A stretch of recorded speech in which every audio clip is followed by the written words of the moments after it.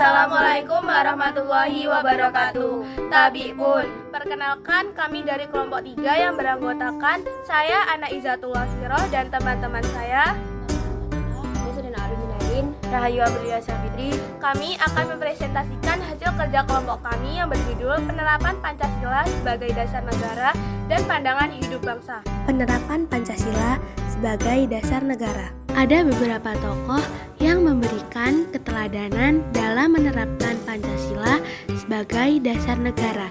Di antaranya I.R. Soekarno, Muhammad Hatta, R.A. Kartini, dan Ki Hajar Dewantara. Di sini kami memilih Ki Hajar Dewantara untuk gali perjalanan hidup beliau. Perjuangan melawan penjajah tidak melulu dengan senjata.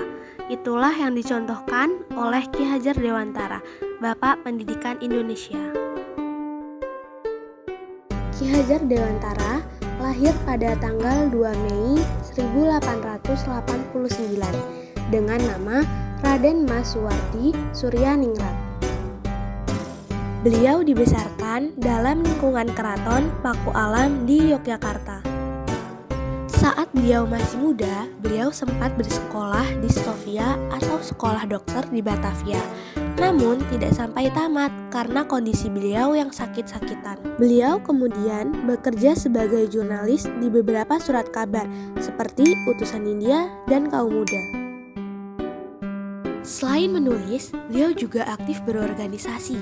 Pada tahun 1912, beliau bersama Deusdeker dan Cipto Mangunkusumo mendirikan partai politik pertama di Hindia Belanda, bertujuan untuk mencapai kemerdekaan bangsa Indonesia.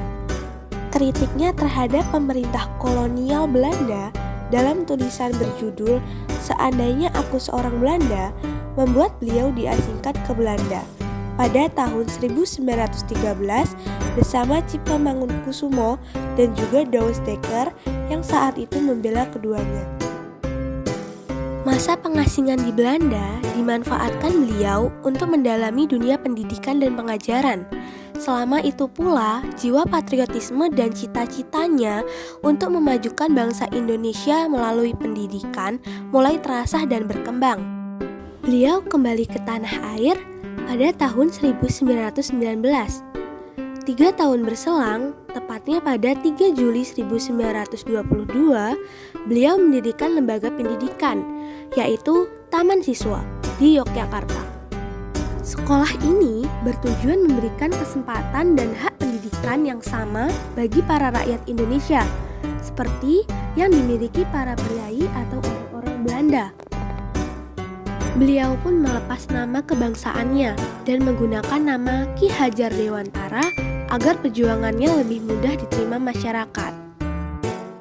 Setelah Indonesia merdeka, pada tahun 1945, Ki Hajar Dewantara diangkat sebagai Menteri Pendidikan, Pengajaran, dan Kebudayaan yang pertama di Indonesia. Ki Hajar Dewantara wafat pada tanggal 26 April 1959 di Yogyakarta. Pada tanggal 16 Desember 1959, hari kelahirannya ditetapkan sebagai Hari Pendidikan Nasional. Ki Hajar Dewantara juga menciptakan 3 buah semboyan yang saat ini masih digunakan di dunia pendidikan. Ketiga semboyan itu adalah Ing Ngarso Sungtolodo, Ing Madio Mangunkarso, Tuturi Handayani, yang berarti di depan memberi contoh, di tengah memberi semangat, dan di belakang memberi dorongan. Ketiga semboyan peninggalan Ki Hajar Dewantara itu kemudian menjadi semboyan dalam pendidikan di Indonesia. Bahkan, bagian dari semboyan ciptaannya, Tuturi Handayani, menjadi bagian dari logo Kementerian Pendidikan dan Kebudayaan. Penerapan Pancasila sebagai pandangan hidup bangsa. Pancasila sebagai pandangan hidup bangsa, yakni Pancasila kita jadikan sebagai pedoman bersikap dan berperilaku sehari-hari.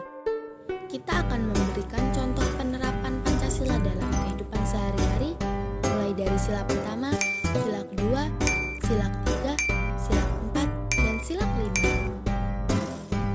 Sila pertama, ketuhanan yang Maha Esa.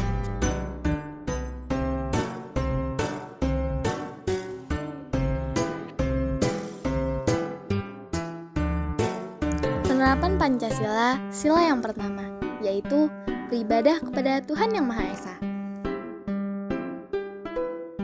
Kalian jangan lupa beribadah kepada Tuhan kalian ya. Sila kedua, kemanusiaan yang adil dan beradab. Kamu kenapa? Hidayah ke KS. Penerapan Pancasila, sila yang kedua, yaitu menolong orang yang kesulitan. Sila ketiga, Persatuan Indonesia. Penerapan Pancasila, sila yang ketiga, yaitu melaksanakan piket kelas dan gotong royong membersihkan lingkungan masyarakat. Sila keempat, kerakyatan yang dipimpin oleh hikmat kebijaksanaan dalam permusyawaratan perwakilan. Musyawarah atau mendiskusikan segala masalah yang terjadi. Sila kelima, keadilan sosial bagi seluruh rakyat Indonesia. Assalamualaikum. Apa Mbak? Ini ada makanan sedekah dari Membagi makanan kepada tetangga secara adil dan tidak membeda-bedakan.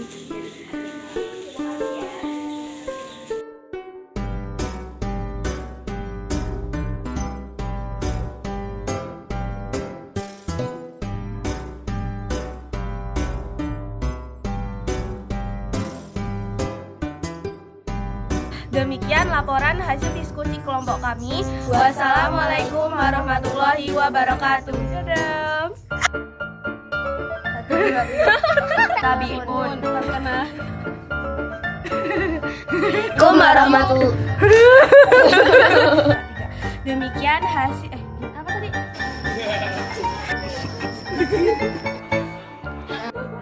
Gak apa-apa.